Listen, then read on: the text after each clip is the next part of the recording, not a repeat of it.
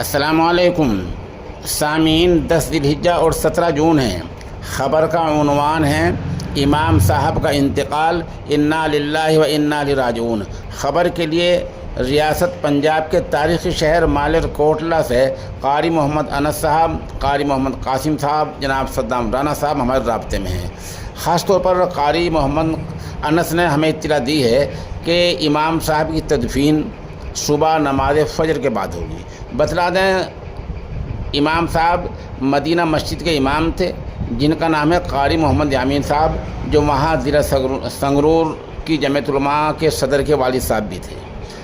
امام صاحب نے، قاری یامین صاحب رحمۃ اللہ علیہ نے تقریباً 20-25 سال تک مدینہ مسجد میں امامت کے فرائض انجام دیے ہیں، بچوں کو تعلیم دی ہے، قرآن و حدیث کی تعلیم دی ہے، جو بڑی بات ہوتی ہے۔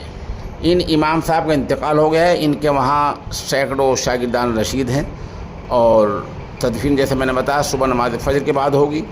سامعین سے گزارش ہے کہ مرحوم کی مغفرت کی، پسماندگان کے صبر جمیل کی دعا کریں۔